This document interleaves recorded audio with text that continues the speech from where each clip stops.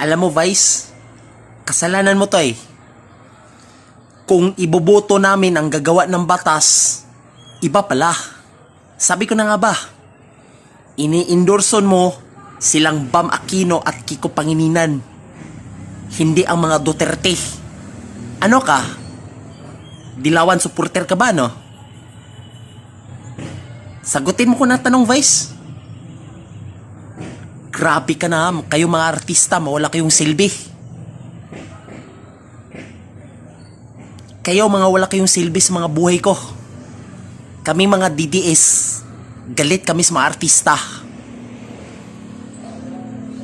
Diba? Hindi ko gusto yun mga ugali nyo. Iba yun ang ibubuto nyo.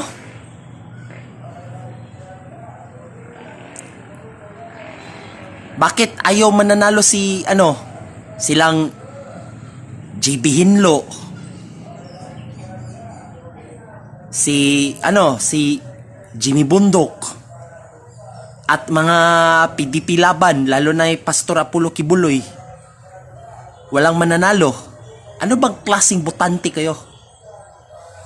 Alam mo, Vice Ganda, kasalanan mo to eh. Sana wag ka nang suporta ka sa amin. Wag kang magsuporta dyan. Bawal ang artista dito, mga DDS dito. Kami mga DDS, galit kami sa mga artista. Ang ugali nyo, masama kayong ugali. Tama na. Ano? Ano ba sa tingin mo? Comment down below.